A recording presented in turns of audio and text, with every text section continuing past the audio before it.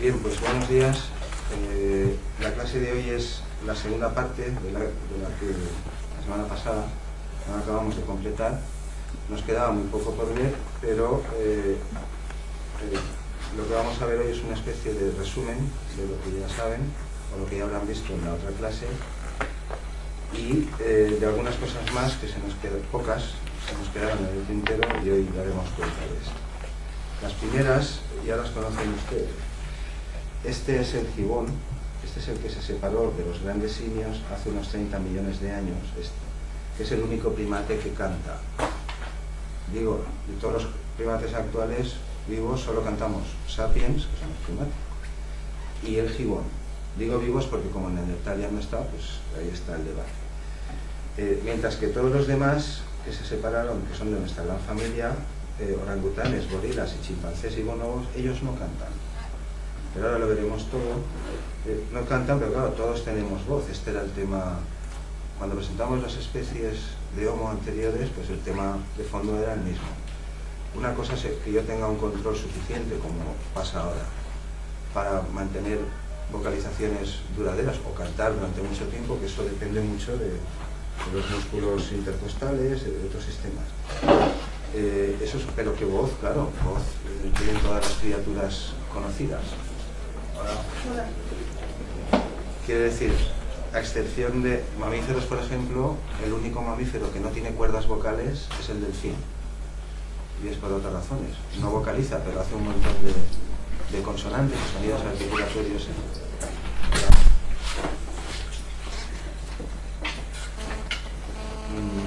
Bien, este es el que van a ver, el que verán en el vídeo Orígenes de la música y el lenguaje. Ahí se habla de unas cuantas especies animales, pocas, que cantan, que son las ballenas, algunos loros, etc. Y un solo primate que es este, es el gibón, porque en un momento veremos a otros parecidos que no son, ahora lo aclararé.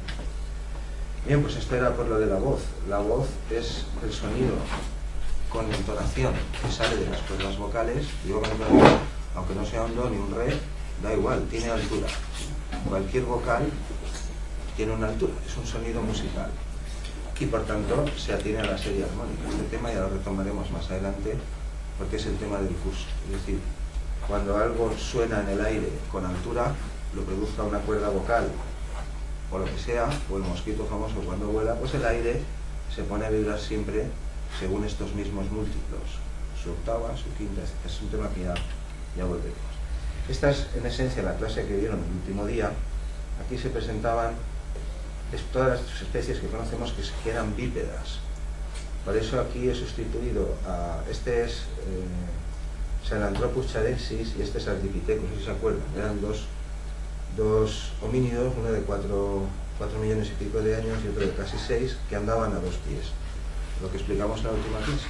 Hace años se decía que la bipedestación, es decir, cuando la sabana se deforestó, la africana, esto es lo que comentamos aquí, que eso ocurrió hace 2 millones de años, es verdad, la selva africana, perdón, se deforestó, se convirtió en sabana una buena extensión, y los simios, los primates que vivían, no sabe, pues se vieron obligados a bajar al suelo y ahí apareció la postura bípeda. Esto es lo que se enseñaba hasta el otro día.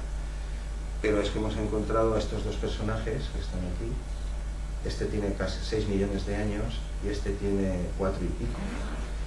Este que hay a continuación es la señora Pless, así lo llama Mrs. Pless, y esta es Lucy, la famosa Lucy. Son dos Australopithecus, y por eso no los he pintado, porque realmente no los llamamos Homo. Es decir, aunque todos eran bípedos, Lucy y la señora Pless eran bípedos. Los Australopithecus, las primeras huellas que tenemos, que las pueden ver por el canal o buscarlas por ahí, de Homo, son como mi pie, exactamente igual. O sea, no son manos como las de los primates actuales, no, son pies como los nuestros. Pero no se sabe si el Australopithecus, bueno, no lo llaman Homo, de hecho. Incluso ya se propuso en los años 80 si podía cantar. En las mejores publicaciones internacionales hay artículos sobre este tema. Cantar, pues como cantan las ballenas o canta el gibón. Es decir, si tenía un canto propio de su especie, eso considero que ya ha quedado claro. Lo que es una vocalización sin más de una mayoría de animales frente a lo que son estructuras más o menos largas con ciertas repeticiones que después se repiten, que es lo que llamamos canto. Esa es la distancia. Mientras que todos los demás sí todos estos a partir de Homo ergaster, todos los llamamos Homo, todos utilizan herramientas, industria lítica, al principio muy simples y mucho más recientemente, a los últimos 200.000 años, más complejas, pero todos tallan, se rompen, se fabrican cantos, piedras, etc. Y es lo que se ha indicado aquí. De las 16 que se supone que han existido de especies Homo o algo así, desde que nos separamos de los chimpancés, pues actualmente conocemos unas 12. Aquí no están todas. Es decir, ergaster habilis, el hombre de Dmanisi, Homo georgicus, Homo erectus. Esta es la línea del Neandertal, uno viene de otro, antecesor, Heidelberg, Neandertal. Este es el hombre de Flores, ese chiquitín, que supongo que ya habrán oído hablar de él, que se extinguió hace 12.000 años, es decir, 1, 2, 3, 4, 5, 6, 7, más el de Flores 8, más Sapiens 9, más el hombre de Denisova, que aquí nos está mostrando que es 10, más uno que ha aparecido recientemente, este último mes, no sé si lo han oído en la... Bueno, Iker el otro día hizo un... Iker, el de cuarto milenio, hizo un especial, un trozo, Homo naledi se llama. Homo naledi es una especie que se ha descubierto hace poco, en el 2013, en África, que es de esta altura, es decir, lo llaman Homo, pero realmente la capacidad cerebral no es como el Ergaster, es como estos. Pero parece ser que tenía algún tipo de rito funerario, porque hay una cueva, no sé, tienen que haber oído hablar de esto, no hace falta que lo busquen en internet, Homo naledi. Homo naledi. Y al fondo de esa cueva, en una abertura por la que apenas se puede pasar, y en la cueva que se puede entrar pero salir no, además esto no se podía hacer a oscuras, pues allí habían metido no sé cuántos, hay cadáveres de no sé cuántos individuos. No se sabe si es una conducta ritual, enterramiento o algo así. Aquí hablamos el último día de la famosa hipótesis propuesta recientemente para explicar por qué Homo comenzó en algún momento, alguna de estas especies, a enterrar a sus muertos. Creo que fue en este tour. Explicamos aquello de una especie que podía tomar la decisión de retirar sus cadáveres para que otros animales no los comieran. Sin entrar ahora en religiones ni simbolismos, que eso es muy posterior. Esto pudo ocurrir y ya se había propuesto una conducta de este tipo y de hecho Homo naledi parece cumplir este requisito. En los próximos tiempos supongo que nos lo contará. De lo de Iker, pues si alguno lo vio, yo pues lo que dijo de Homo naledi pues es correcto. Iker, lo de Iker, en fin, el año pasado realizó un especial, no sé si lo vio alguno, donde su mujer, la otra investigadora, se metía en una cueva y le ponían una especie de estimoceptor, y allí había otro investigador con un portátil y unos micros dentro de una cueva a oscuras. Y la otra entraba en trance, estoy directo, lo que estoy contando en directo esto. Y decía que empezaba a oír cosas, que veía, se le acercaba a un prehistórico. Y el otro allí con el portátil, como grabando las emanaciones del más allá, o sea, una retrogresión asombrosa de 2 millones de años, en directo. Todo esto no, es decir, que esto no es de recibo. Con lo que presentó el otro día, pues correcto. Habló de Homo naledi, contó con cuarto de hora más o menos, contó el descubrimiento, mostró imágenes de la cueva, cosas, y por eso lo digo para que separen la paja del heno y no lo metan todo en el mismo saco. Y que puede hablar de lo que considere, como yo, o bueno, dentro de su propio campo. Yo, pues si lo vieron el otro día, lo que salió de Homo naledi en el programa era correcto, todo, y las imágenes eran auténticas. Ahora lo de, que no sé cómo se llama, es decir, su compañera de trabajo ahí, que se meta en una cueva y que vea escenas de 3 millones de años, esto no es de decir, no sé cómo decirlo más suave, es lo más suave que puedo decir. Bueno, pues estas ya las vimos, es simplemente un repaso muy rápido.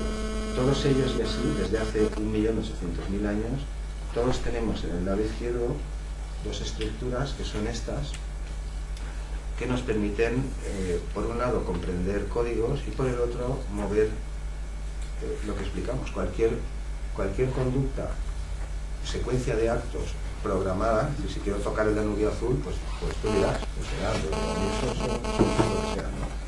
Porque si hago otra cosa no es el Danubio azul. Si quiero decir lo que estoy diciendo, pues igual, tengo que colocar es decir, para tocar, para bailar, para escribir, para hablar, Para cualquier secuencia que está preprogramada es el director de orquesta. Este es Paul Broca, quien le dio nombre a este área. Aquí, de oreja a oreja, tenemos dos bandas donde está todo el cuerpo representado y esa es la orquesta, los músculos. Las vísceras y eso no, eso está en otro sitio, son los músculos muscular y este es el director, digamos así. Es decir, claro que tengo dos mitades, por eso la media perilla que sale a veces. Y cada mitad, cada músculo está conectado al lado contrario. Tengo dos orquestas, digámoslo así, o dos medias orquestas, pero un solo director, que es esta estructura. Bien, pues estas dos estructuras son las que aparecen ya a partir de Homo ergaster en todas las especies que llamamos Homo. Lo que hay que aclarar aquí es lo siguiente: no aparece la estructura y después me pongo a hacer las cosas, sino que es al revés. Cuando aparece la estructura es porque ya llevo mucho tiempo, la función hace al órgano, eso dicen en biología. Con los huesos se entiende un poco mejor. Imaginen que uno de estos, de tanto pegar y romper piedras, pues a lo mejor, yo qué sé, cierta estructura de la mano se hubiera modificado al cabo de 1 millón de años. Ya, pero no empieza a hacer eso cuando se modifica el hueso, sino que claro, cuando el hueso se modifica, eso ya lleva ocurriendo mucho tiempo. Es decir, que estas dos estructuras se pueden documentar a partir de Homo ergaster y por eso nos llamamos Homo. Porque van a 2 pies, por supuesto, pero sobre todo porque en los endocastos, que aclaramos lo que es, el molde de los cráneos, se ve que estas dos estructuras pues ya existían. Bien, pues como repaso, esto era Broca, algunas de esas... ¿qué es esto? La media perilla, que tiene ese fin. Recordad que tenemos dos mitades que son simétricas o casi, que van cruzadas, pero que el director de orquesta es solo uno, y esto viene de la evolución, claro. Si ven la clase de los animalillos, allí también se dice, es verdad, los pájaros cantores también controlan su canto y lo perciben con el hemisferio izquierdo. Esto probablemente deriva de cuestiones de química y es muy antiguo en la evolución. Aquí estoy diciendo las mismas cosas con otras palabras, como decía Chaplin. Esta es la estructura que les está permitiendo entenderme, bueno, tampoco son centros aislados, pero está ocurriendo ahí, se llama área de Wernicke, y lo que yo estoy señalando es arriba, es decir, esto no es un almacén diccionario, un depósito de palabras, sino que el significado está en otra parte. Esta es la estructura que les permite entenderme y esta la que me permite a mí hablar, es decir, dar órdenes a esto que les decía. Hay dos bandas aquí, donde está todo mi cuerpo, todos mis músculos, representados, y ese es el asunto. Es decir, que algún tipo de control, si no sobre las vocalizaciones, evidentemente sí sobre las manos, debían tener ya Homo ergaster. De hecho, Homo ergaster, la primera que hemos visto, es la primera especie de la que se supone que ya utilizaba ciertas vocalizaciones hace 1 millón y pico de años, pues para comunicarse con sus crías. Comunicarse no quiere decir explicárselo todo, sino interactuar con ellas, responder a sus peticiones. Estas ya las vimos, son solamente un repaso. Recordarán que el equipo de Atapuerca, uno de tantos que muchos, ya demostraron en el 2000 y pico que el Heidelberg, no el Neandertal, sino Heidelberg, porque el caracol que reconstruyeron, la cópula que reconstruyeron, era de un ejemplar de 500.000 años. Lo que se llama Neandertal es su antecesor, Heidelberg, pues se oía igual que los humanos modernos, es decir, que discriminaba, su discriminación máxima ocurría entre 4 y 6 kilohercios, que es donde transcurren todos los idiomas modernos. Como músicos que son, te dan curiosidad, donde más fino es el oído humano es en torno al La5, es decir, en torno a 1000 hercios. La 4 son 440, la 5 son 880, pues entre el La y el Si, el central no, el siguiente, ahí un humano puede distinguir una diferencia de 3 hercios. Es decir, claro que no suenan diferente. Hola. Es decir, ustedes son músicos, yo les presentaría 2 tonos medidos, ¿no? Uno a 1000 hercios y otro a 1003 hercios, y serían capaces de decirme, ese está más alto. Mientras que si pusiese uno a 1000 y otro a 1002, no podrían decidirse. Esa es la definición máxima respecto a altura que los humanos modernos hacemos. Pero todas las lenguas habladas transcurren entre 4 y 6 kHz, entre 4.000 y 6.000. Y ahí es donde los humanos modernos tenemos la máxima sensibilidad, y ellos también, mientras que todos los demás primates conocidos, los actuales, la tienen entre 1 y 2. Chimpancés, gorilas y todo, aunque algunos han aprendido a reconocer palabras, que se les han enterado, bastantes, ¿no? Pero su máxima discriminación, su discriminación más fina no es el nuestro, ¿no? Mientras que la de los neandertales y heidelbergensis, él es Miguelón, ya lo presentamos, ¿no? El cráneo neandertal más completo del mundo, Miguelón de Atoll.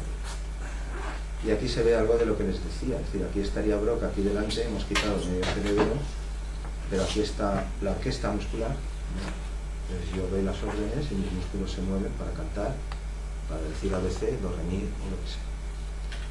Esta también la vimos, era la reconstrucción que se hizo en los años 20 del siglo pasado, incorrecta, claro. Y por esta reconstrucción y una presunta posición alta de la laringe les Lieberman, un paleantropólogo y un lingüista muy eminente, muy bueno, pero estas fueron sus tesis. Reconstruyeron presuntamente la posición en la que el neandertal, según este esquema y otras veces el cráneo que pusieron, y afirmó que el neandertal solo podía producir 2 o 3 vocales y no más, y por supuesto muchas menos consonantes. Pero hoy en día esto ha cambiado totalmente y se acepta que la laringe del neandertal probablemente estaba tan baja como la nuestra. Aquí se ve, esta es la nuestra. Esto es una aproximación, los cantantes saben algo de estas cosas, pero se dice que el instrumento moderno es una especie de codo en ángulo recto, cuyos 2 brazos son iguales, más o menos desde las cuerdas hasta el punto donde el tubo dobla, por decirlo así, ¿no? Pues es igual que la distancia a la salida del instrumento. El instrumento de un cantante, ya lo sé, su cuerpo y esto. Ahora estamos hablando, si acaso, pues de la caja de resonancia inmediata, donde se produce el sonido, hasta que sale por aquí. Después, recientemente, hace muy pocos años, Boé y otros, franceses y otros equipos, pues reconstruyeron mejor el cráneo, reconstruyeron mejor la laringe, porque las laringes no llegan. Las laringes son tejido cartilaginoso y muscular y eso no llegará nunca, no podemos saber. Lo reconstruyeron mejor. También ellos utilizaron en el siglo pasado modelos rígidos de laringe, mientras que los de ahora han utilizado como es la laringe. La laringe es flexible y deformable. Si no, a ver el loro no tiene laringe, tiene siringe, pero es algo parecido. No funciona igual, pero es parecido. ¿Cómo iba a poder reproducir todo lo que oye el aria de la reina de la noche, a mí hablar? El loro reproduce lo que oye porque lo oye exactamente igual. Entender no entiende nada, pero lo oye igual, pero ¿cómo podría? No podría. La laringe es deformable y eso significa que no necesariamente que esté más arriba o más abajo limita las vocalizaciones posibles. Bueno, en fin, lo del neandertal todo ha cambiado. Si uno sigue entrando a libros o a wiki o a libros hasta el año 2000, pues ahí se sigue leyendo las tesis que sostuvo Lieberman y muchísima gente, que el neandertal no hablaba, que tenía la laringe muy elevada, pero ya mostramos lo que había, la cultura, de un detalle en la última clase, hoy lo completaremos. Esta también la vimos, no insisto más. Esta no la vieron, pero es para ilustrar lo de antes, los famosos gibones de antes y el hueso hioides, que sí que lo vimos, se acordarán del hioides. El hioides es un huesecillo del que cuelga la laringe, pero es el único hueso que no está conectado a ningún otro hueso del cuerpo. No se sabe muy bien lo que hace ahí, pero en el caso de los neandertales pues se decía lo mismo. Hasta el otro día solo teníamos 2, es un hueso muy pequeño, ahora creo que hay alguno más, quizá 3 o 4. Es un hioides moderno nuestro, este es un hioides de neandertal, aquí se ve, este es el de neandertal y este es el de una fémina humana, que es al que más se parece. Aquí hay otros, un niño por ejemplo, un varón humano moderno, un sapiens arcaico, un gorila y otros. Este trabajo es de Barceló Koblich, él enseña en la Universidad de las Islas Baleares, aquí. No sé, supongo que es de por ahí, pero no sé, por el Luis, se llama Luis Barceló Koblich, tiene un apellido un poco español. Es su tesis doctoral hace muy pocos años. Y, bueno, no es el único. Otra cosa es cuánto están dispuestos a admitir, por ejemplo, Luis u otros, a qué punto hablaba o no, si tenía sintaxis, pues es otra cuestión, pero que por supuesto que utilizaba códigos vocales o auditivos vocales como similares, no digo tan complejos, por supuesto eso ya no se discute. Pues sobre este huesecillo, que no está muy claro para qué sirve, porque no se sabe, está ahí, es como, les diría, es como de donde cuelga la ducha, ¿no? La laringe, antes había una, Aquí, esto es la laringe. Esto que hay aquí en amarillo, lo ven, eso es el hioides. De donde cuelga todo el vaso que contiene la laringe, que a su vez contiene las cuerdas. No lo sabemos muy bien, pero sí se cree, parece ser, que se perdió después de Homo erectus, porque hasta Homo erectus todavía tenía sacos aéreos. Esto que vemos aquí se llaman sacos aéreos y lo tienen muchos primates. Por ejemplo, el gibón, que hemos visto que estaba hinchado, el que cantaba. Estos no son gibones, son monos aulladores, así se llaman. No cantan, pero están ladrando, dicen, ladran, aullan, chillan, pero no construyen cantos estructurados que se repiten ni nada. Y esto que vemos aquí es chiquitín, ¿eh? Ahí parece un monstruo de las praderas, pero pesa 7 kilos, es un bonito chiquitillo. Estos son 5 centímetros. 5 centímetros. Estamos hablando de unos sacos así chiquitillos y el mono. Y todos lo tienen, los gibones lo tienen, incluso los chimpancés actuales, todos los monos tienen, más o menos, en función de si gritan mucho más o menos, pero la línea que viene hasta Homo, a partir de Homo ergaster, ya no los tiene. Es decir, el hioides del Neandertal ya no flota, pero ya estaba aislado, como el nuestro, de cualquier otro hueso, pues ahí, en su sitio donde estuvo en la evolución. La función del hueso hioides, pues la cosa está como está. No se conoce muy bien qué hace ahí, para qué sirve, pero hasta donde sabemos, pues es lo que les estoy contando. Es decir, en las especies de primates está vinculado, es decir, los sacos están vinculados al hioides, pero a partir de un cierto momento en la línea Homo se perdió. Erectus parece que todavía tenía sacos aéreos para chillar, para sus cosas. Erectus ya tallaba herramientas y probablemente hacía muchas cosas, se manejaba con bastantes capacidades de supervivencia. Aquí no hemos entrado en todos esos detalles porque no compete. La intención de las primeras clases era documentar la antigüedad de las habilidades auditivo-vocales en nuestra imagen, después acreditar las capacidades cognitivas del Neandertal, que es en lo que estamos acabando hoy, porque tenemos una flauta, porque si no hubiera una flauta, pues yo no diría estas cosas. Pero todo se andará. Esto también lo vimos el último día, y esto en cambio es tecnología, la que llaman musteriense, desde hace 2 millones de años, que es en la que parece que perseveró el Neandertal. Es decir, es más simple que esas cosas que estamos habituados a ver, puntas de flecha bien trabajadas. Todo eso es del Cro-Magnon y es más moderno, pero esto, por ejemplo, es un bifaz de estos típico, se llama musteriense, del Neandertal. Estas también las vimos, se acordarán, eran unas neuronas, se llamaban de von Economo. Todo esto en el canal aparece en trocitos. ¿Qué las tienen todos estos animales? Elefantes, ballenas, delfines, orcas, murciélagos, es decir, animales que tienen aprendizaje vocal, que enseñan a sus crías y sus crías aprenden cosas, como estos también las tienen, aunque estos no cantan.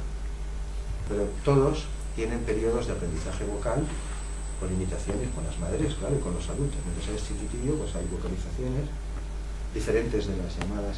Esas también las vimos. Washoe, ya la conocen, aquella que aprendió lenguas de gestos y las enseñó a otros 3.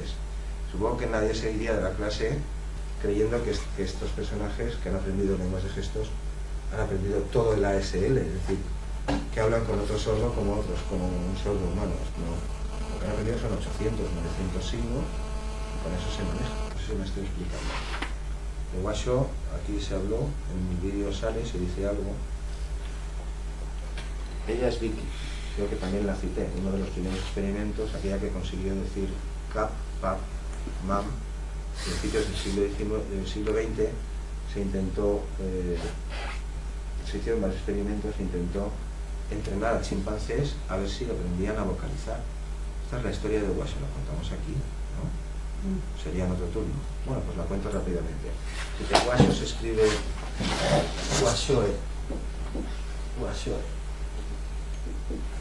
Ella es Vicky, hubo otros en la década de 1910 con mucho entrenamiento, y al final Vicky solo consiguió aprender al cabo de unos cuantos años a decir 4 sílabas: pap, mam, cap, y no me acuerdo de la otra más. Y bueno, y ahí se quedaron los experimentos.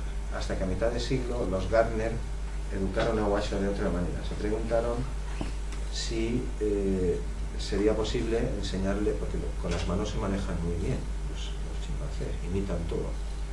Se preguntaron si acaso no tendrían en efecto las conexiones que he mostrado antes, Broca, esas cosas, conexiones directas con la nariz, como yo tengo y ustedes también, y después la neurología mostró que en efecto así era, porque sabemos que no las tienen. Los de Homo sí, las tuvieron que tener, mientras que chimpancés y otros no. Se preguntaron qué pasaría si intentáramos enseñarle lenguas de gestos, las que usan los sordos. Washoe fue educada con su propio hijo, creo que hija, no recuerdo, durante los 3 primeros años de vida igual. Dormían juntos, se cambiaba uno, se cambiaba el otro, jugaban juntos, se les enseñaba lo mismo, se trataba igual. Solo que en presencia del chimpancé, de Washoe, es hembra. Fue, porque murió hace un par de años, no se hablaba. Ellos ya se preocupaban de que el niño tuviera su interacción, pero entonces no se habló. Washoe no, para que no relacionase los gestos con sonidos ni nada. Bueno, al final Washoe aprendió pues casi 1000, al final de su vida más de 1000 signos del American Sign Language, que es el que utilizan los americanos, que son los americanos, y no solo eso, sino que al cabo del tiempo, cuando acabó el experimento, la iban a devolver a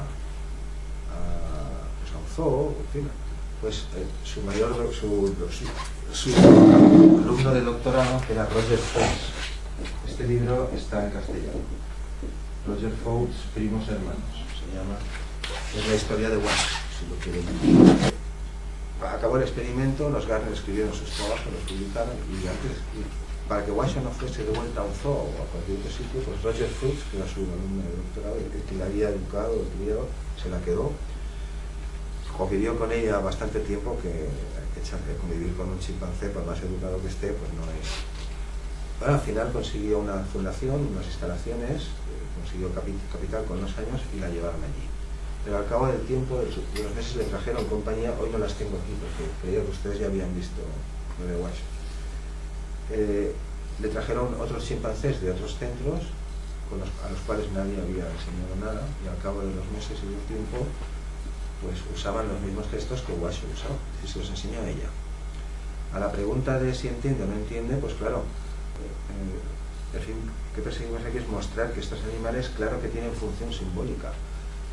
Si no, no podrían entender que esto significa casa o lo que sea, y esto significa el lenguaje, no podrían. Los animales, claro que entienden cosas, pero, es decir, responden incluso a preguntas y a órdenes complejas. Por ejemplo, vete a la habitación de al lado y pídele a Sara, que está allí, o a quien sea, lo que sea rojo que esté en el tercer estado. Es una cosa complicada. El animal va, cumple la orden y lo trae. Incluso contestan a las preguntas, es decir, entienden el valor de la pregunta, que significa dame información. Si yo le pregunto cosas, a todo no, pero muchas cosas responde. Sin embargo, nunca las usan para aprender. Eso no se ha observado hasta. No es la única, Está Washoe, a otros les enseñan con símbolos sobre una pantalla, geométricos. Hay muchos. Este año se grabará en Alicante una conferencia sobre estas criaturas, aquellos primates como Washoe, que han sido entrenados, una revisión de los principales experimentos. A ella se le enseñó con gestos. A otra, que es Coco, ella es Coco, es una gorila. Ella también aprendió ASL, pero además reconoce varios miles de palabras en inglés, tal que el entrenador las pronuncia y le da órdenes y las otra las cumple. Es decir, los animales sí que utilizan los gestos que han aprendido ellos para hacer peticiones. Vamos a jugar, dame lo que sea, peticiones, pero no preguntas. Preguntar para aprender, cosa que los humanos hacemos ya antes incluso de hablar. Las preguntas son la entonación más universal en las lenguas humanas. Todas las lenguas construyen las preguntas igual, ascendiendo, ¿no? Pues bien, en humanos esta conducta, el hecho de pedir información, no digo dame, que eso todos lo hacemos, pues aparece en humanos incluso antes de aprender a hablar y de aprender a preguntar con entonación, la conducta, la entonación, inquirir. Es decir, que se trata de una facultad una habilidad muy antigua, pero que ellos parece ser que no controlan. Por eso decía antes, si ven el vídeo, cuando lo vean, lo que sea, pero entiendan las cosas. Han aprendido 1000 y pico signos de la S. Coco, que es una gorila par de miles de palabras en inglés oídas y también más de 1000 signos de ASL. Pero y los usan con los humanos y entre ellos incluso. Una pregunta, esto hasta ahora no ha sido explorado. Bueno, en cualquier caso, lo que claro, si no tuviera, si la función simbólica no estuviera presente, pues no podrían aprender estas cosas. Nosotros, bueno, cuando vean el, ahora no voy a parar, cuando vean el vídeo, si quieren otra clase, les enseño quién es. Los que vean la segunda parte, Orígenes de la música y el lenguaje, los que vean el 2, hayan elegido el 2, ahí sale Wasio. Bien, pues no, vimos hasta aquí, hace 7 millones de años, más o menos, vimos, pues los chimpancés se separaron, ella es chica, él es Johnny Weissmuller, la está consolando, y después de 7 millones de años hacia acá, pues hubo otros primates bípedos, de los cuales no sabemos que usasen herramientas ni nada de eso, pero los australopithecus, ya lo dijimos, acumulaban piedra y probablemente las usaban para defenderse. Ellos y así son todos los que hemos visto antes. Y estas creo que no las vimos. Hoy en día hemos secuenciado el genoma neandertal, porque ya hemos visto la cóclea, que sí que la tenía igual que nosotros. Hemos visto los huesecillos, no los he citado, los huesecillos del oído también se han encontrado algunos, los chanques, el yunque, el martillo y el estribo, el oído medio le llaman. También los del neandertal también son tipo moderno, no os he citado antes, pero ya lo digo. También hemos visto la laringe, que probablemente estaba más baja, el hioides también. Hay otra medida que es el canal torácico vertebral, que es por donde bajan muchos nervios de la médula, pues para lo que yo estoy haciendo aquí. Una cosa es que el gáster o quien sea dijera o lo que sea, ¿no? Y otra cosa es que yo tenga un control suficiente, como los modernos, para sostener esa emisión. A partir de Erectus pasa igual. A partir de 1 millón de años se observa que el canal torácico vertebral es muy ancho en todas las especies de Homo y en las anteriores. En cuanto a la genética, él es Carles de Allueza Fox, es un genetista de nombre mundial, es catalán. Pues bueno, en realidad son equipos numerosísimos. Han analizado el genoma neandertal, él es Steven Paavo, trabaja en el Max Planck Institute. El genoma del neandertal hoy lo conocemos igual que el del cromañón, que se ha secuenciado, que se conoce, no tenemos datos ni nada, lo tenemos completo. Bien, pues Carles Allueza Fox ya demostró en el 2007 o por ahí, él y muchos genetistas, ¿no? Hay un gen que se llama FOXP2 que está involucrado en la comunicación, los ratones también lo tienen, muchos mamíferos, pero que en los linajes Homo, desde hace 7 millones de años, pues ha sufrido 3 mutaciones, y 2 en los últimos 2 millones de años. Esto ya lo he mostrado. Es decir, en una región del gen FOXP2 hay 2 mutaciones específicas, se cree, relacionadas con el hecho de articular, del habla. Y estos señores, cuando secuenciaron esto, demostraron que el Neandertal y Heidelberg, hace 500.000 años, también las tenían. Luego, el antecesor común de la línea de los neandertales y nosotros mismos, que se remonta a 1 millón de años, después de Erectus, lo tenía que tener. Es muy improbable que 2 especies separadas, casi 1 millón de años, muten esta manera. No ocurre. Sabíamos ya hace un tiempo que en humanos existe. Se sabe por una familia muy numerosa, que se llama la familia KE, si alguien quiere buscar, que tienen un trastorno lingüístico muy importante, más de la mitad de sus miembros, familia KE. Y ahí se secuenció y se vio que había, en fin, se identificaron 2 mutaciones que sapiens tenemos, pero cuando se completó el análisis del genoma neandertal, pues se vio que ellos también las tenían. Es decir, que esa modificación evolutiva, para lo que fuere, tuvo que producirse en la especie que dio origen a los 2, tanto a los neandertales como a nosotros mismos, que aproximadamente hace 1 millón de años. Bueno, hay mucha gente, los artículos los firman equipos enormes, porque hay mucha gente trabajando en estas cosas. Aquí lo único que hacemos es, cada año, pues actualizar la información y ya está. Esto sí creo que ya lo dije, todos los que vean por ahí así, lo dije en la última clase, no me acuerdo, son reconstrucciones de Neandertal de museos, de Neandertales o Heidelberg, de reconstrucciones fiables, como hacen los forenses, como hace CSI. a partir de un cráneo, estos son medidas estadísticas muy refinadas, y ahora lo hacemos con software, sale casi perfecto.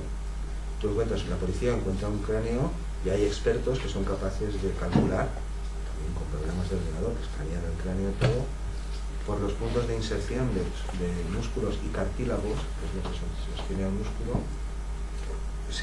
Cuanto más grande es el agarre es porque más fuerza tenía que hacer ese músculo. En fin, se hacen reconstrucciones de todo, de los homos antiguos y del neandertal también se han hecho, incluso de casos modernos, que a lo mejor no salgo yo, pero sale mi primo, que se me parece mucho, ¿verdad? Puede haber pequeños errores, esto es ciencia forense, esto no es, que no son reconstrucciones artísticas, esto es lo que estoy diciendo, sino que se basan en cálculos muy aproximados de las dimensiones que tenía ese músculo. Van rellenando músculo a músculo y al final lo recubren de piel, pues igual que hacen en Hollywood los extraterrestres de Hollywood los harán más a bulto. La reconstrucción facial forense es una ciencia, no es un arte. Bueno, sí que es un arte, es una técnica.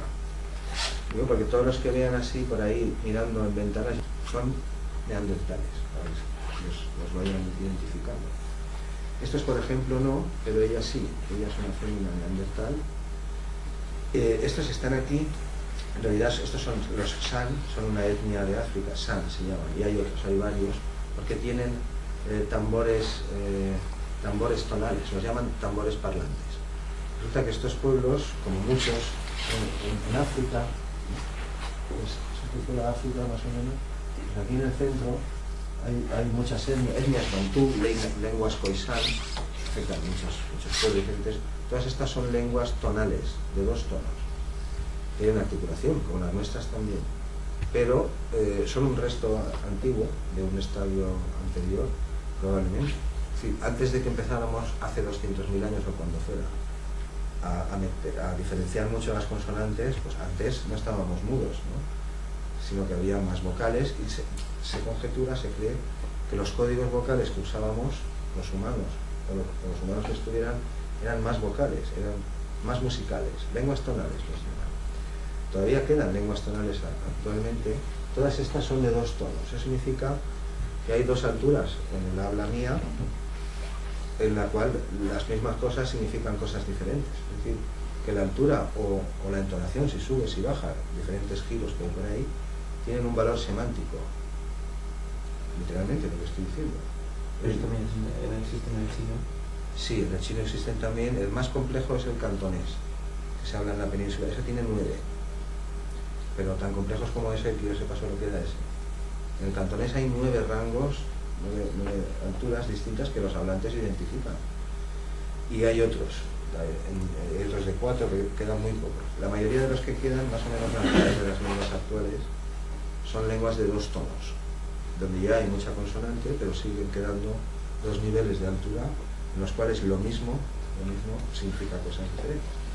Y están aquí porque esta gente, claro, los San y los Jabo de Liberia y diferentes culturas actuales, tribales, claro, trasladan, como al hablar hay cadencias y hay cosas musicales, las trasladan a esos tambores, de modo que nosotros no entenderíamos nada del tambor, pero ellos, reconociendo el mismo, es decir, trasladan información lingüística, digámoslo así, a instrumentos. Pero sobre todo están aquí porque del neandertal ya se ha publicado, ya se ha escrito, ya lo consignaré, pues ya se ha dicho Dediu, el autor es un tal Dediu. Esto es del 2013 y también del 2014, Dediu. Y han nacido basándose en otro gen, no en estos que estábamos citando, los fosferos, sino en estudios que se han hecho. Es decir, se cree que la distribución de estas lenguas tonales tiene que ver también con los movimientos de población. Se llama genética de poblaciones. Son estudios ya, pues, aunque alcancen más allá de lo que un investigador individual puede hacer. Pero sí que se han observado ciertas correlaciones entre los pueblos que actualmente todavía hablan lenguas tonales y otros 2 genes relacionados con el desarrollo del cerebro, que no es el Force-Fedos, y como el neandertal no los tenía, no tiene los mismos que tenemos nosotros, pues Dediu y otros ya lo han dicho con todas las letras. El neandertal probablemente hablaba lenguas tonales. ¿A qué grado de complejidad? Pues no vamos a suponer que haga como el cantonés actual, ni siquiera con tanta articulación como lo hacen las lenguas bantús. Eso no se puede saber, pero que mudo no iba a estar, y tonto tampoco. No sé si lo digo porque ya que hemos llegado a Neandertal, que quería empezar la clase así y se me ha olvidado. Pues vamos a buscar un momentillo, oiremos una flauta Cro-Magnon, pero que da pentatonía de 38.000 años. Y en el otro veremos la reacción oficial de la paleontología, ya no es la actual, claro, pero hasta el otro día, un documental hecho en España que presenta el Neandertal. Esto ocurrió con las cuevas de Altamira, ocurrió primera vez que se descubrió el bisonte, Altamira famoso. Eso era imposible, eso no podía tener 20 y tantos mil años, imposible, no podía ser, y así durante una década larga, hasta que al final se demostró que en efecto ese señor pintaba como Los Ángeles. Con la flauta del Neandertal, que ya sabrán algo si han visto la clase, en fin, algo tienen que saber ya, pues pasó lo mismo, que eso no era una flauta,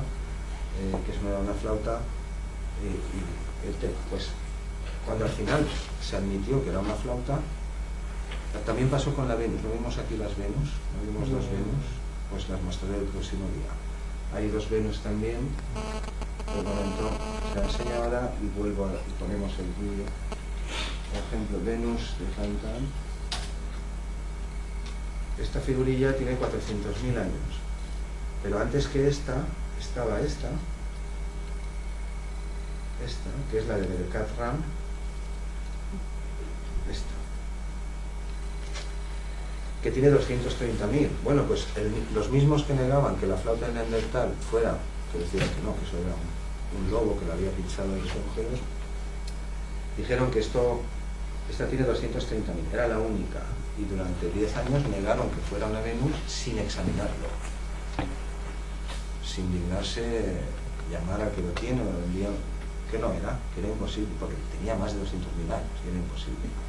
Pero años después se descubrió esta otra, la que he puesto hace un momento, esta, que tiene 400.000, y encima esta también se demostró que estaba pintada esta estaba pintada de rojo, y esta se demostró al final por análisis microscópicos que había sido acentuado, es decir, que probablemente era un pedrusco natural, pero que esta línea del cuello era mano humana, ¿no?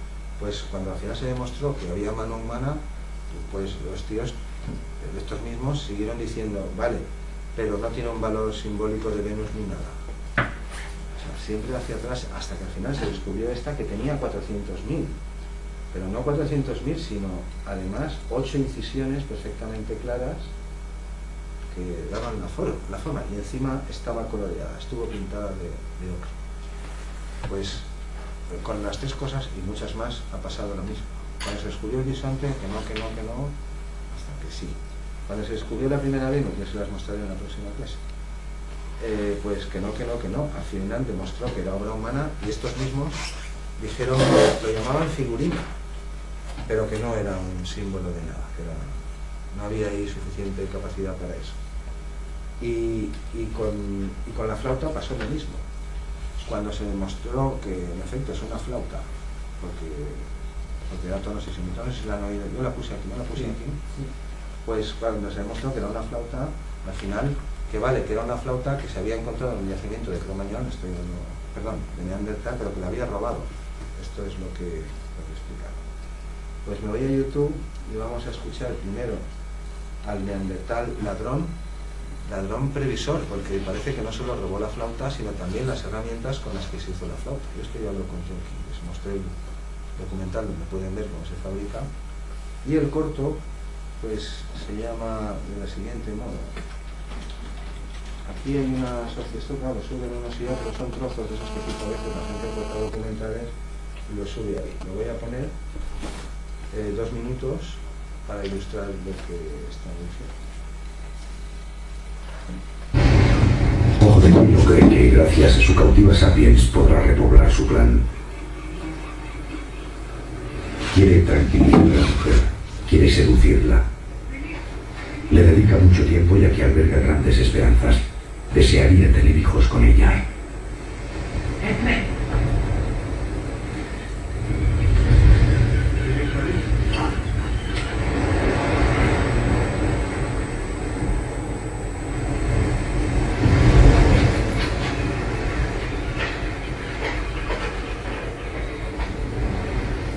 rechaza sus ofrendas, Neandertal jugará otras bazas.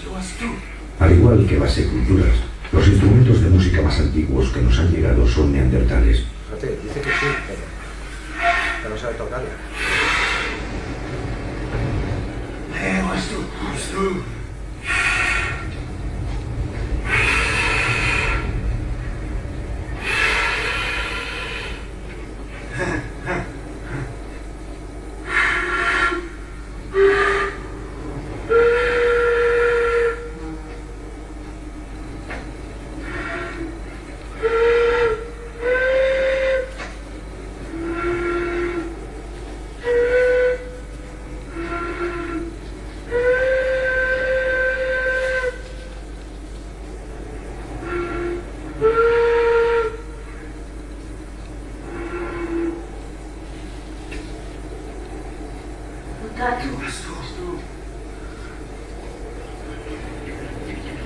No parece tener un vocabulario muy rico, ¿no? Es tú.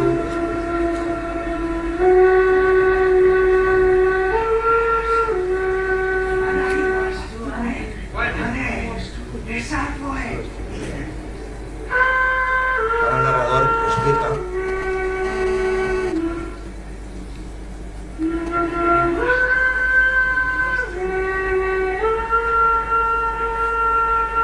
La joven Sapiens siente curiosidad por estos hombres, pero no quiere quedarse con ellos. Y ya sabe cómo avisar a los suyos. Enseguida salen por ahí los vídeos, están detrás de la piedra. No les oían, pero en cuanto han oído la flauta, ya acuden al rescate. Bueno, esto que vemos aquí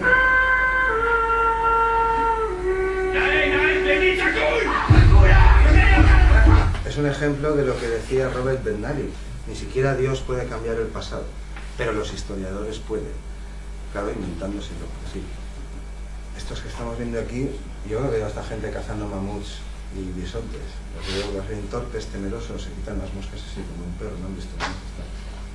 Apenas hablan. Estamos hablando de una especie mortífera. Si no lo quieren llamar alemán, pues me da igual. Homo, Neandertal y Heidelberg, elegante. Vamos, mortífero quiere decir que mata y come. Mientras que estos no los veo, no sé cómo han llegado a tan mayores y cómo son tan previsores de robar una flauta neandertal, de robar una flauta al Cro-Magnon y también algo que no saben para qué sirve, o no entienden, no saben hacer sonar. Bueno, esto es una versión de un documental ya un poco antiguo, por supuesto ahora no se rodaría así, pero es un ejemplo de lo que intentaba decirles. Hasta el otro día pues se veía Neandertal, pues algo así, a mitad de camino entre el simio y poco más, mientras que en los últimos 10-15 años pues todo ha cambiado, se han demostrado todas las cosas que he citado aquí, oído, posición de laringe, neuronas por aquí, hasta donde se puede, y después la cultura. Ya hizo un listado el otro día, que ya estará consignado, les cité un montón de cosas que hacía, farmacopea, plantas medicinales, nudos. Por lo de los nudos se sospecha, o se supone que fuera el que fuera el código vocal que utilizase, con más tonos o con menos, con más consonantes o con menos, sí que tenía sintaxis. Se supone esto porque usaban nudos, claro que usaban nudos, si se vestía, se cumplía lo que digo. No en Neandertal, Heidelberg también cazaba en grupo, y cazaban las presas más peligrosas, porque son las más peligrosas, bisontes y mamuts, eso. Vamos, uno de nosotros solo no lo caza. Lo que quiero decir es que esto es una... No se entiende cómo algunos tienen tal capacidad de reconstrucción y prospección al pasado, como la mujer de Iker, que citábamos antes, de comunicarse y verlo todo, y otros con análisis académicos, ¿no? Tú no, es un académico, pues como yo, como cualquiera de los que han salido ahí. El otro con la Venus y el otro, y siempre estamos igual. La historia de la Venus se la contaré el próximo día. Podemos escuchar, ya para dejar este trocillo de vídeos, este otro se llama el vídeo The World's Oldest, pero ya saben que no es el The World's Oldest. Musical, es este señor, ahora lo veremos, es el que la ha estudiado. Esta es una de las flautas del Cro-Magnon, en esa clase que se supone que el que quiera verá. de dos partes. La primera es de la flauta neandertal y la segunda es flautas nuestras con una antigüedad similar, 38.000, 40.000. Aquí vamos a oír una de ellas, habla en inglés, pero si se fijan, pues se lo entiende bien, que pues da pentatonía. Y la pregunta es la misma. La pregunta es la misma para cualquier especie o para cualquier flauta, salvo para una flauta, si la encontráramos, que diese notas a bulto. Ni do ni re, ni con ninguna relación entre ellas, porque esto es un principio de estética. Y ya estamos, bueno, con los iconos ya estamos entrando en tema. En el momento, ¿por qué tonos y semitonos y no cualquier otra cosa? Pues porque se busca ese diseño. Y nos está diciendo que el neandertal o el cromañón de estas épocas supiera contar o calcular fracciones de cuerda o de tubo para obtener tonos. 9 octavos, 8 novenos es un tono de cualquier cuerda, de cualquier tubo. Que a lo mejor sí, pero eso nos está diciendo. Lo que está diciendo es que por el método experimental cualquiera de los presentes, aunque no supiéramos música, también tú coges una flauta de caña y perfora y da una nota. Y perforas a bulto porque no sabes contar, vamos a suponer que estamos en ese estadio, y a lo mejor se te queda alta o se te queda baja, pues en la próxima ya corriges, si no quieres hacer otra. Eso se llama por el método experimental, o en palabras de San Agustín, el oído libre, decía San Agustín. En el arco iris no hay nada, si empezamos el curso presentando, no hay nada. Entre el verde y el azul no hay nada. Pero la percepción humana, y también la de, hasta que se demuestre si tenía infrarrojos o todas las bobadas que digan por ahí, pues Neandertal veía igual. Tú miras al arco iris, ¿cuántos colores ves?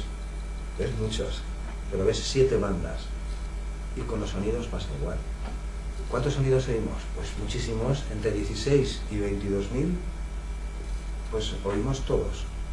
Más allá de 22.000 no oímos, pero Rintintín, el Rex, el perro policía y cualquier perro oye.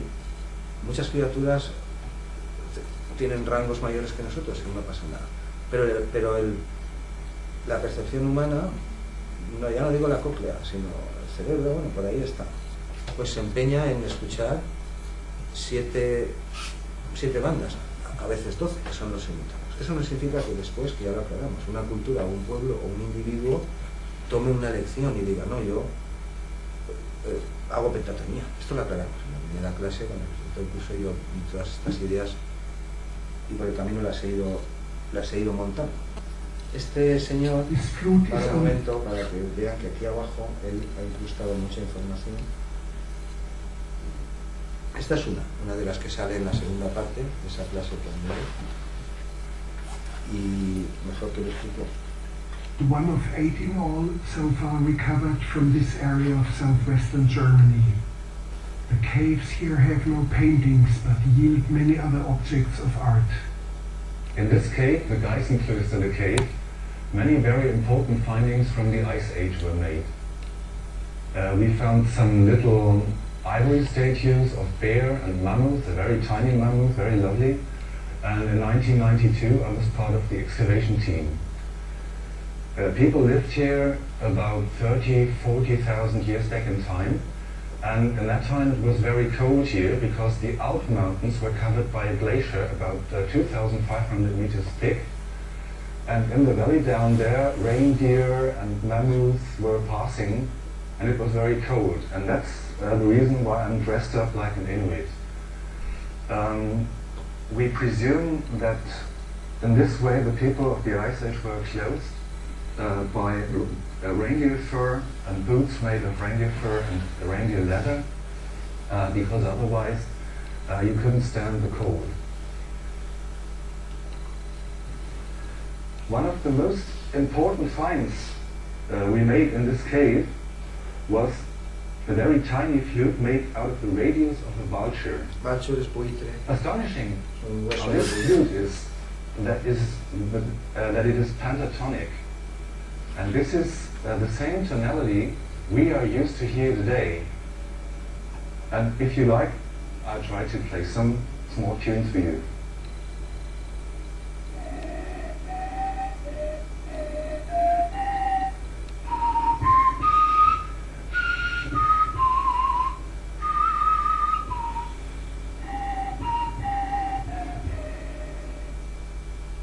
And when I first reconstructed the instrument and tried to play some tunes, I came across these ones.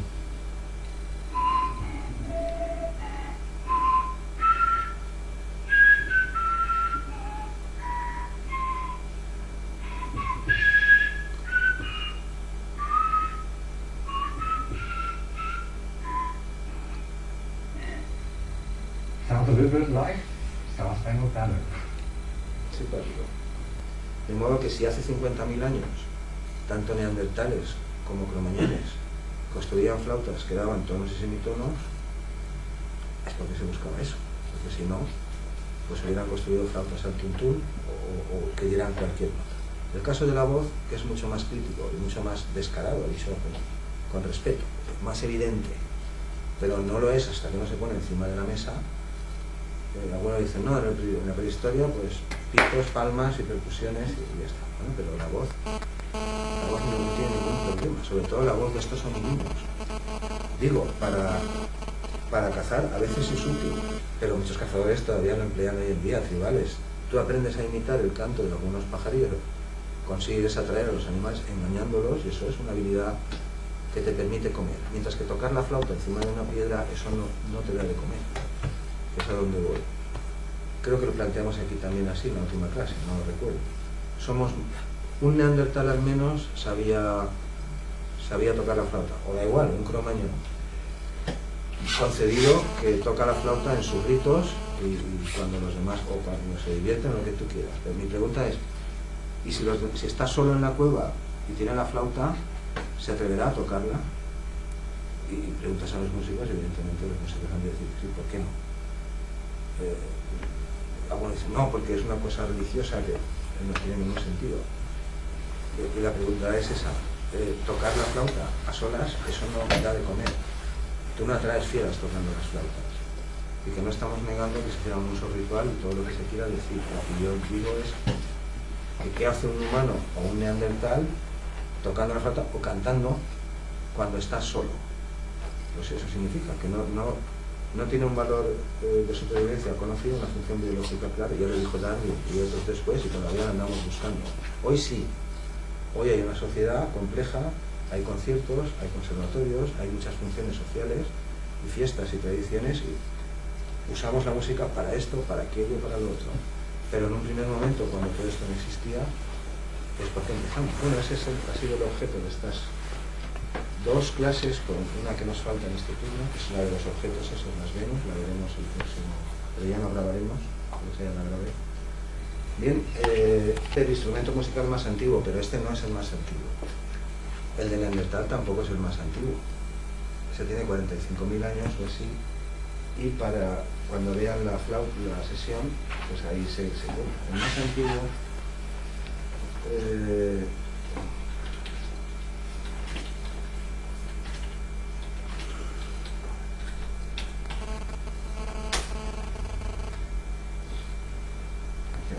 es este. Bueno, aquí no se muestra, es un trocito de flauta que ya indiqué, en la costa de Libia, Awaftea.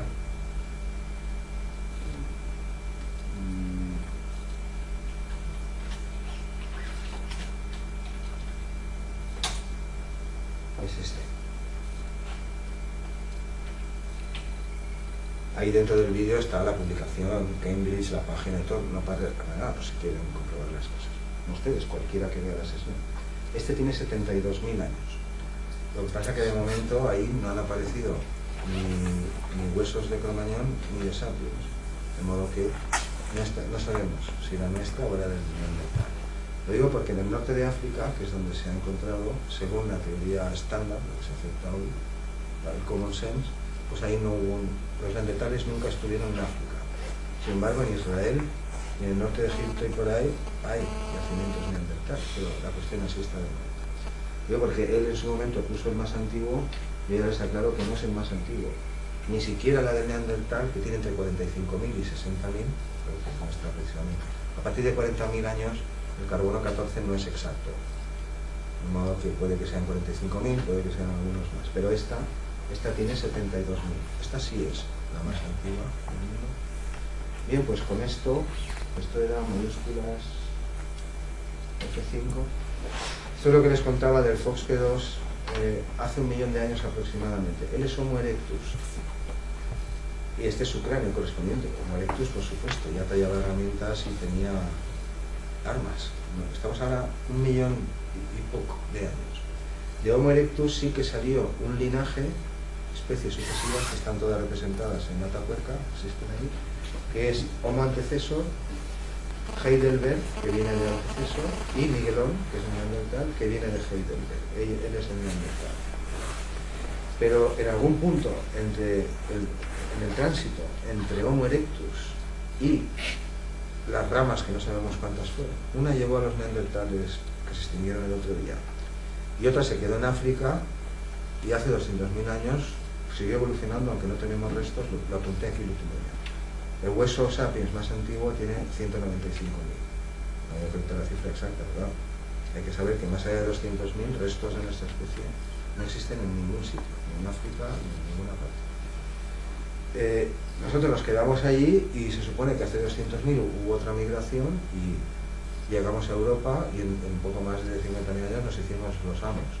Había aquí otras 2 o 3 especies que llevan ahí mucho tiempo en sus cosas y por alguna razón que no se aclara muy bien, porque hasta ahora pruebas de eso, que eso ocurriría, eso que hemos visto, que algunos cromañones aparecen y se lían a tortas con los neandertales por cuestiones de féminas, eso ocurriría.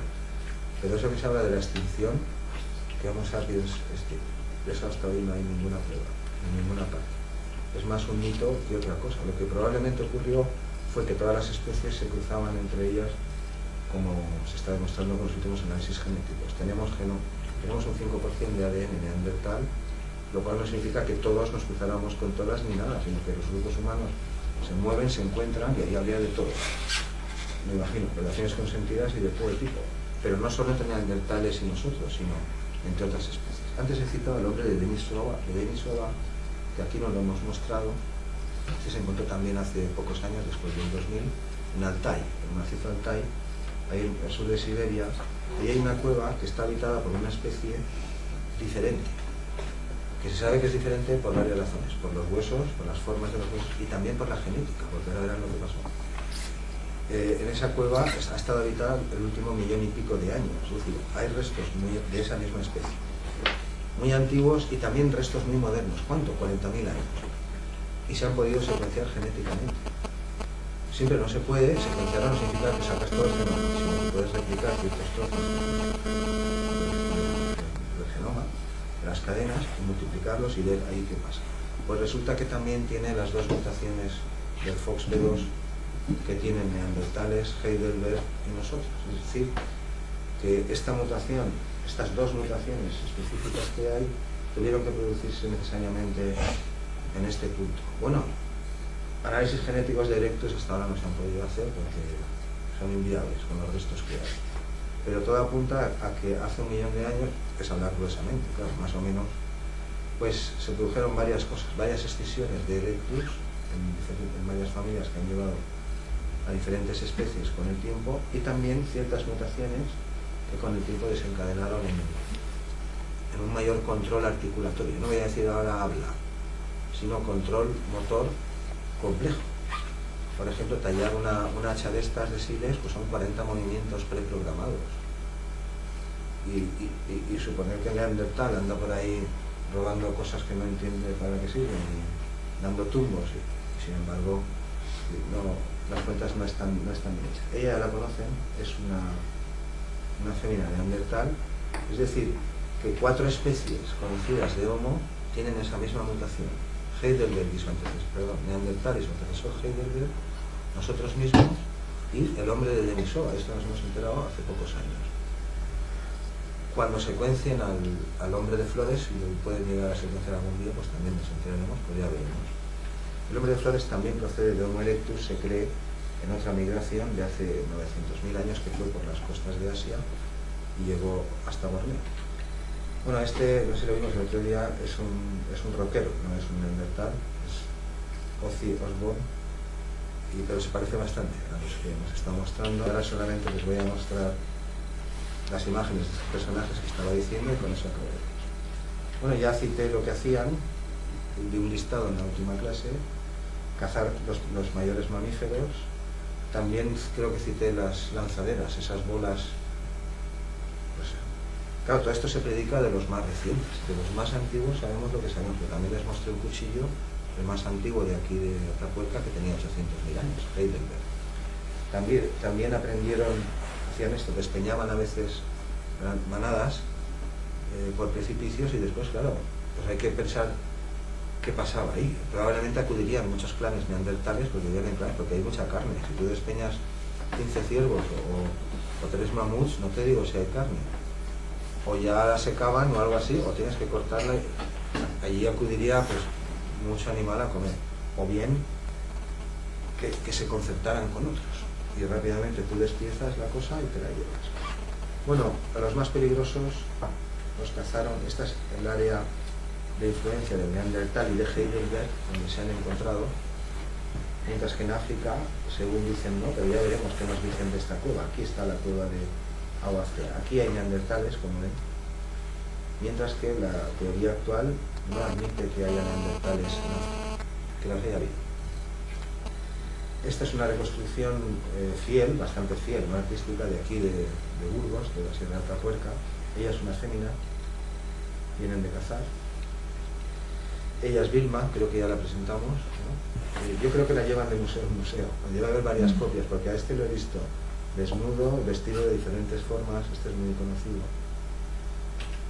Aquí vemos una comparación de cómo eran, cómo somos nosotros, cómo eran ellos. Es decir, pues un poco más bajos, mucho más corpulentos. Aguantaban las marchas. Bueno, era una máquina de perseguir ciervos. Ahora veremos una reconstrucción de una revista de biología. Este está aquí, por lo que vamos a ver en un momento, se llama Teoría de la Mente. Todavía no he averiguado el nombre que le han puesto. Yo le llamo Jake, como aquí en Valencia le dicen Jake o algo así, pues le llamo Jake, pero tiene una expresión muy curiosa. Si se fijan, está mirando como si le estuviera haciendo tú, es decir, no voy a decir pillín, no sé qué diría, pero su mirada es una mirada, está reconstruyendo tus intenciones. Esto se llama Teoría de la Mente, en un momento lo aclararé.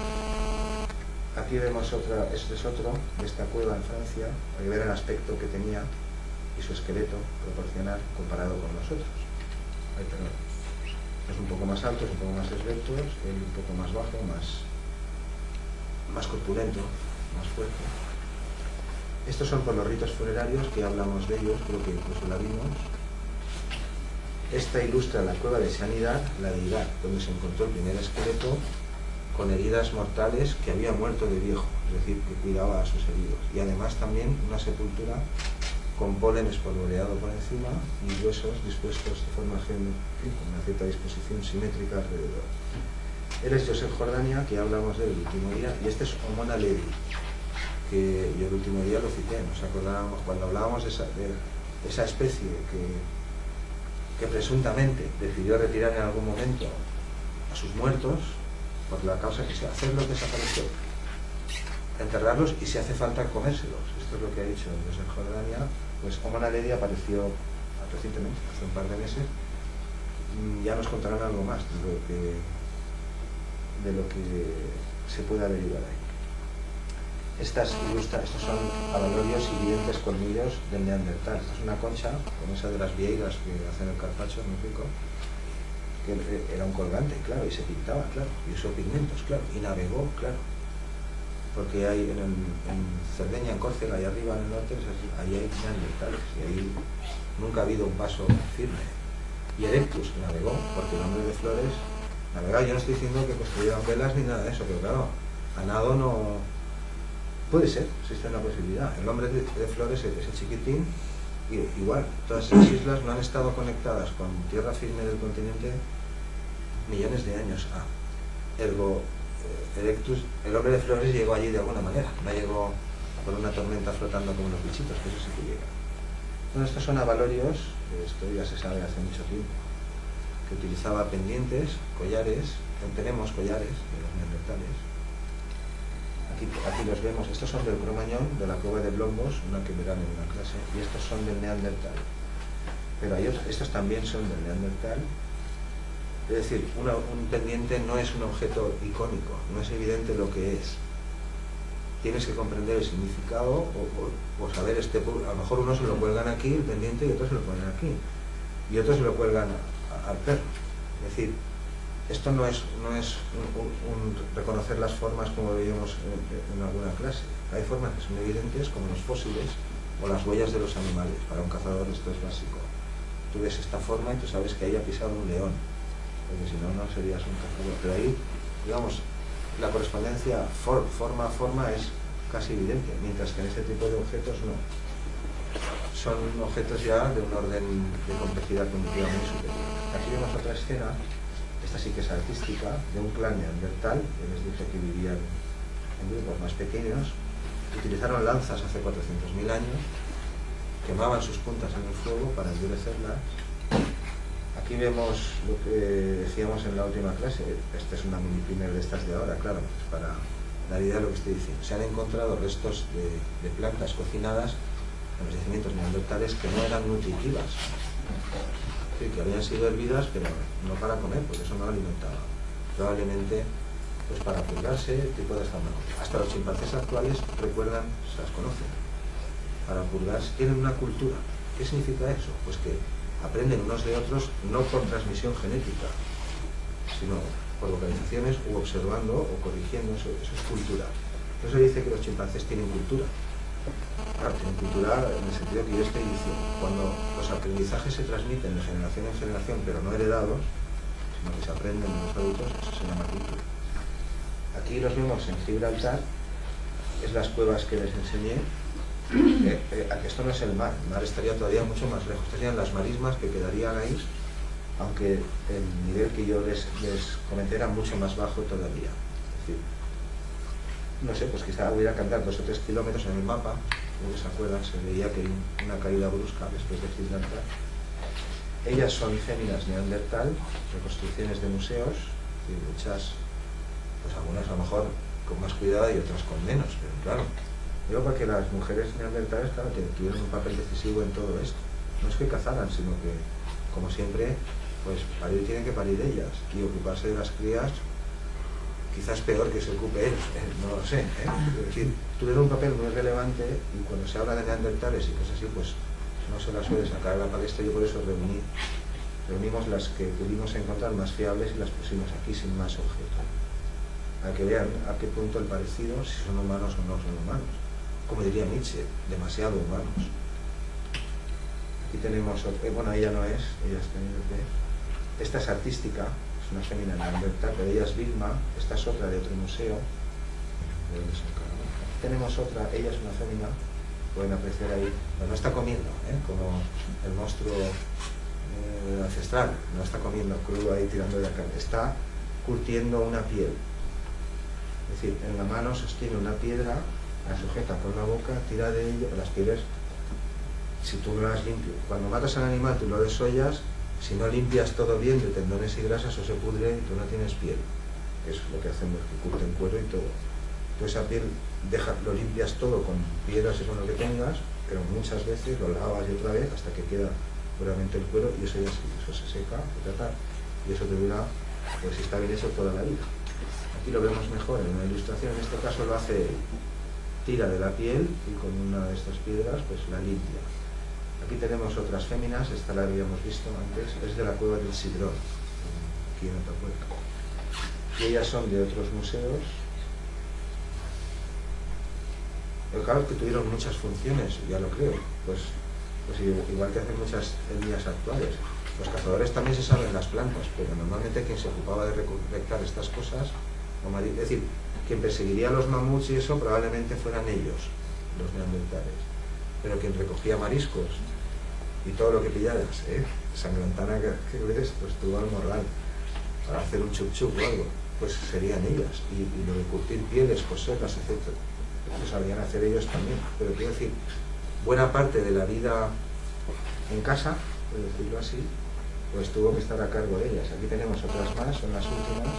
Ella igual, esta es un poco más antigua, en una foto, está curtiendo una piel, este es un dibujo a lápiz, esta es otra, y esta es una anciana, neandertal.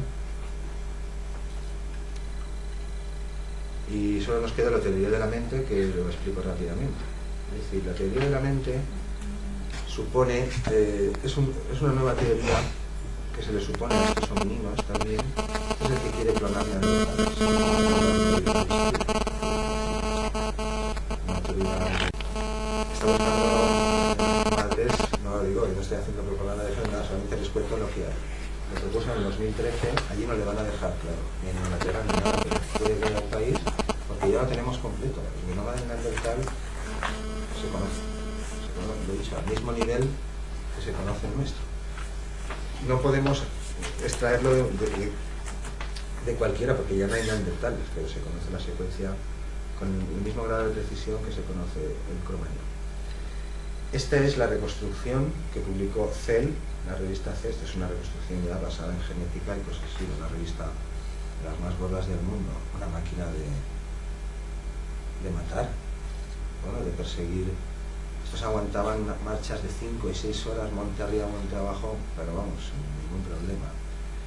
Aquí puede que lo hayan exagerado o no, es parecido a los que... Porque estás más musculoso que los gorditos que acabamos de ver. Ese señor está un poco más... menos trabajado. Este está, vamos, tú me dirás, este te persigue hasta que te da muerte. Pues, es muy diferente de estas criaturas, bueno, que no saben lo que roban ni para qué sirve, pero que todo lo roban. Son previsores, roban también las herramientas por si acaso. Aquí vemos ya los últimos. Este está en el Museo de Gales. Estos tengo que comprobar, no recuerdo si son de una película o creo que son de un museo. Este también es de un museo. Este es un niño neandertal. Y esto es por lo de la teoría de la mente. La teoría de la mente es una teoría que se predica no de todos los animales.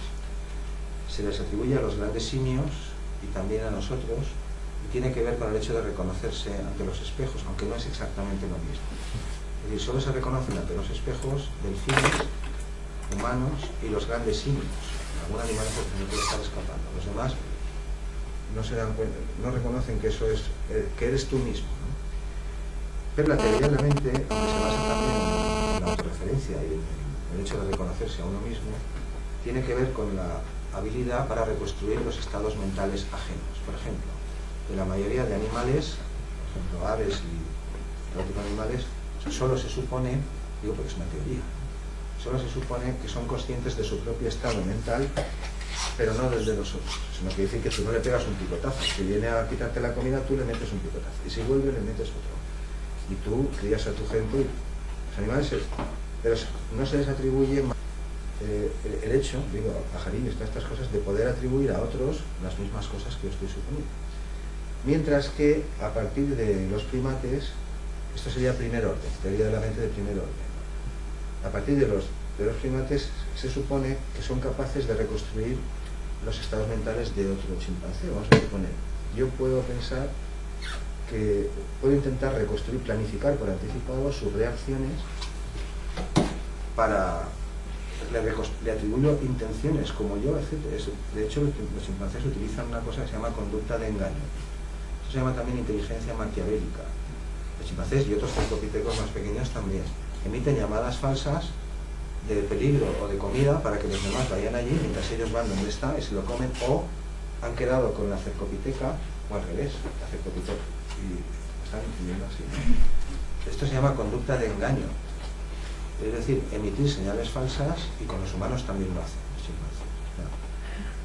Te dan la vuelta para que tú creas que están pensando una cosa, pero cuando te despistas ellos consiguen su objetivo. Esto se llama teoría de la mente de segundo orden. Es decir, a la mayoría de animales solo su propia conciencia. A partir de un cierto grado de primates se supone que pueden atribuir, y bueno, para engañarte, yo supongo que si hago esto, tú pensarás equivocadamente, claro. Si yo hago tal cosa, o te digo tal cosa, tú pensarás cierta otra, y calculo tus respuestas por anticipado, teoría de la mente de segundo orden. Mientras que si lo hago sobre las atribuciones falsas que él creará, a su vez sobre otra tercera persona, que bueno, ya son cálculos, intrigas, lo que los humanos hacemos muy bien. Eso se llama ya de quinto orden.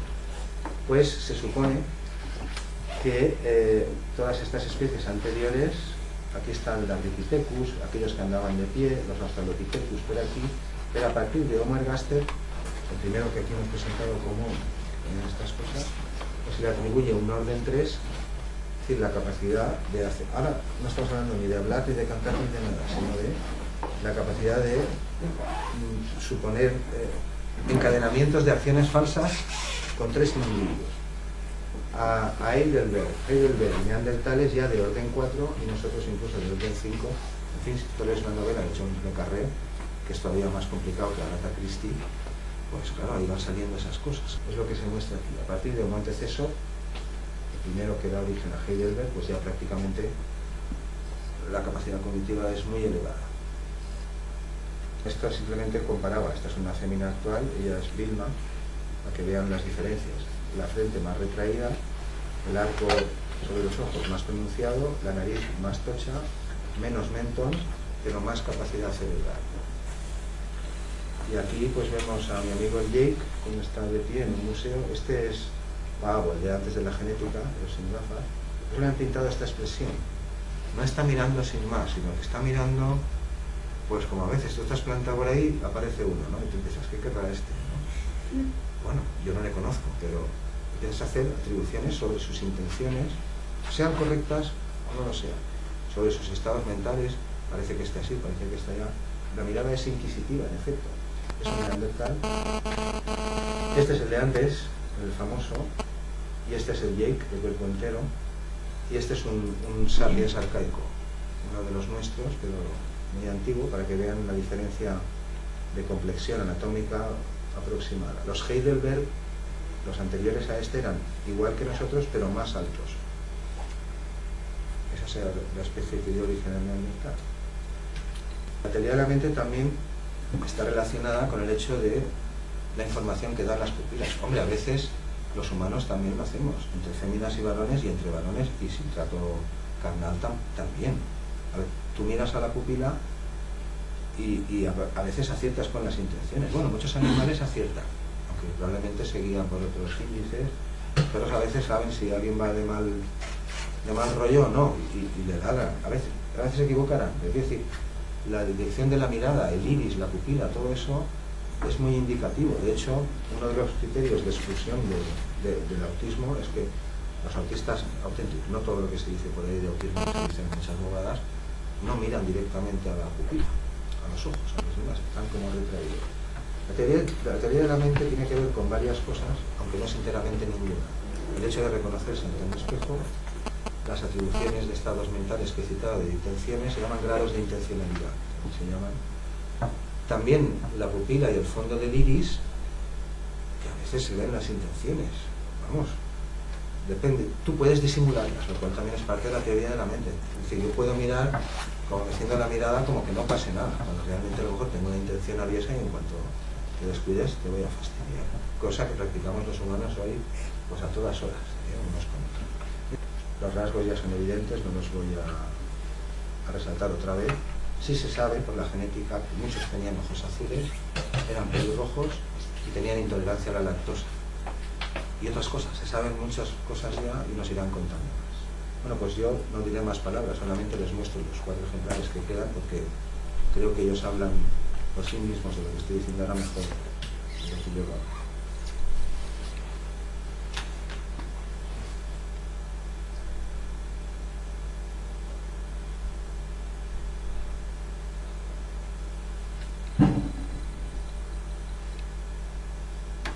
Según algunos se parece a alguien que lo han retocado, es como la Shakira que ya pero yo lo he mantenido porque resalta muy bien los rasgos característicos, boca grande, etc. Nos quedan 2.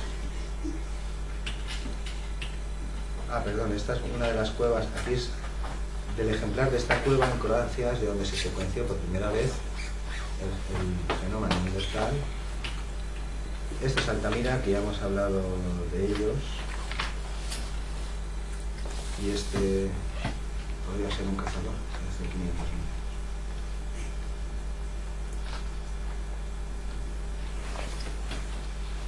Pues yo no sé si hablaban, tampoco sé si cantaban, pero parece claro que ni somos los primeros, ni somos los únicos, y en fin, nos irán contando más cosas en los próximos.